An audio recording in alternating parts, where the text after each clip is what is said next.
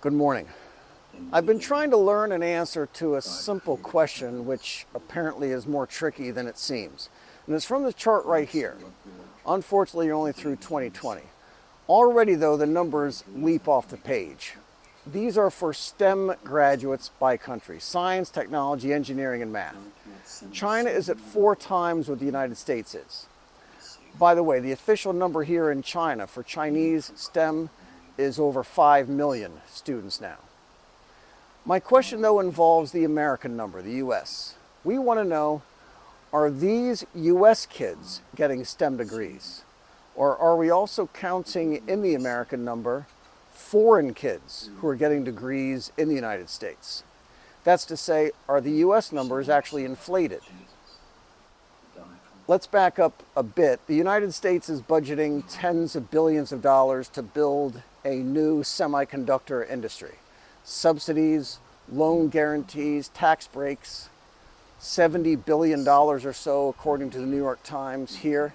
Semiconductors require the very top engineers, the best IT and electrical engineers in the world. And already the companies are saying that the engineers aren't there in the United States. So besides all the electrical engineers and IT we will need for building out the semiconductor industry, what else do we need a lot of engineers for? Here's a table of the different engineering fields and the average starting pay. Middle column is mid-career. So besides all these semiconductors engineers we're going to need, aerospace engineers. Boeing needs better engineers lately, Airbus.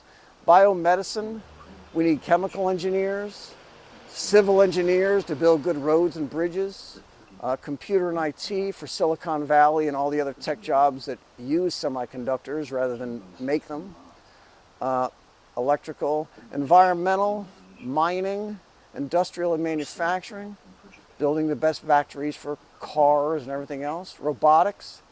And you can see the salaries here are all very high. In China, you can divide these numbers by about 3.5 down the line because of the cost of living differences, the benefit packages, healthcare premiums. Chinese engineers just cost a lot less. Said in a different way, a company can hire 3 engineers in China for the cost of 1 in the United States or in Europe. Here's a forecast for STEM engineering demand in the future. We'll need a lot more of them. This is the chart of the unemployment rate for engineers and architects in the United States. It's 1.3%. There is no slack in the employment data. Everyone with an engineering or STEM degree in the US who wants a job has got one. And so back to our original question then, the new engineers we're going to need, the kids now, are studying engineering. And I was hoping to learn how many of them would actually graduate from an American university and start working in the United States. So in 2020, we had 820,000 graduates to come out to fill these jobs we need these kids to do. But are they our kids to begin with? In petroleum engineering, this is the highest paid engineering field, by the way, 81% of the students in the US universities are actually foreign students. Did they stay or did they leave? In 2020, 60% of new grad students in math and computer science, half of engineering students are international students. 49% of master's degrees in STEM, 57% of doctoral degrees in STEM. Those are going to foreign students. And most of those were from China and from India. Here's another study. Only 10 to 20% of international students stay in the US after graduation. I think the answer is that we are counting up all the kids in all the STEM programs in the US, and that's where this US number comes from. Instead of 820,000, the real number is closer to 410,000, which would then put us behind Russia, by the way. Russia, Indonesia, Brazil, those are 3 countries which happen to be much friendlier with China than with the United States. Here's a survey of STEM workers in the United States from 2021. This is the foreign-born share across different disciplines. Notice first the low numbers in social sciences. 12.3% of bachelors, 18 in doctorates.